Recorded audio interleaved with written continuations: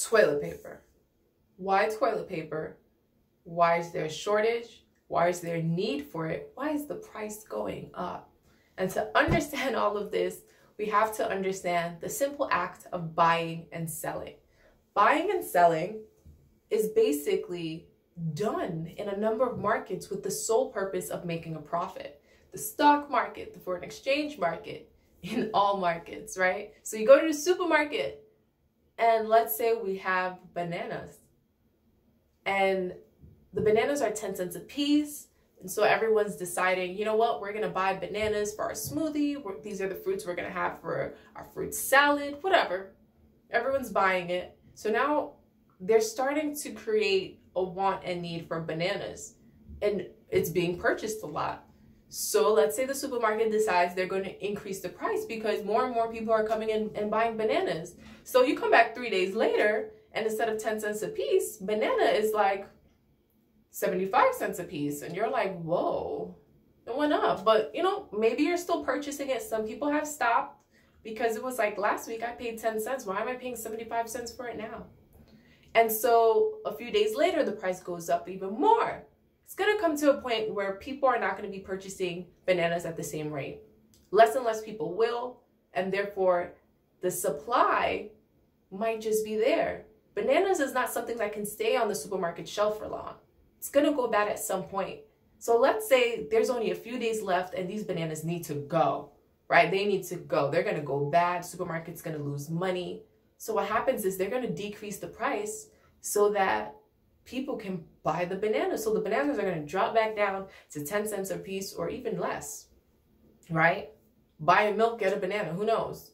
But anyway, that's one example. Now let's look at iPhone, right? A new iPhone comes out. Everybody wants it. It's rushing to go purchase it. What happened to the older iPhones, the older versions? Those prices decrease. Why? Because the desire, the need, the want for the older models is not as high as for the newer models, allowing those prices to go down. Remember, the concept is to buy low, sell high. So if you're someone who is buying things at wholesale price, you're buying it at a low price where you can get things as low as possible so that when you sell it to retailers and you sell it to other people, you can mark up the price and be able to make a profit off of it. Now, when it comes to these toilet papers, coronavirus hits these streets across the world, and for some reason, this notion that we need to purchase toilet paper and have excess amount of them and just hoard it, whatever it is, you know, it started this trend of we need to purchase toilet paper. And they've been talking about panic buying, right? You're seeing other people buying a bunch of toilet paper and you think you're going to need it as well. So whatever the case is, the point is when you go to the supermarket, the shelves for toilet paper is empty, right?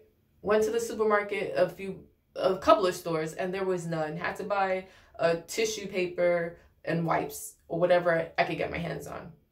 And the toilet paper I did find, the prices of it increased.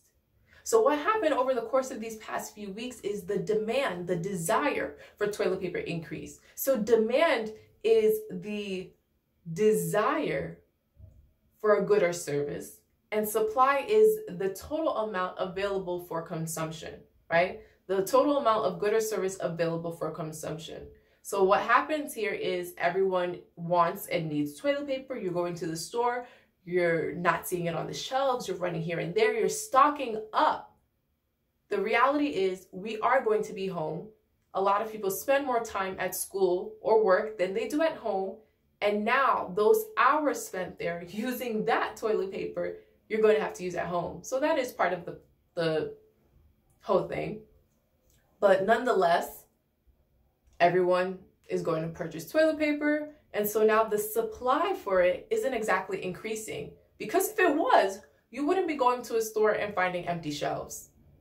So what a lot of stores and companies have been doing, or people have been doing who have been purchasing these in bulk, are reselling it at a higher price because they know a lot of people still want and need it. and some people are going to pay whatever it is to get their hands on it. There's going to come a point in time where we're going to have enough supply for everyone, or the demand of it is not going to be as high. And when that time comes, places that are charging more for toilet paper or other items are going to have to reduce their prices if they want anyone to buy it. And because they're going to have such a large supply, they're going to need to get rid of it at some point, and that's going to require them to reduce their price. So if you go somewhere and you see high prices of items that are normally not that much, is because there is an increase in demand.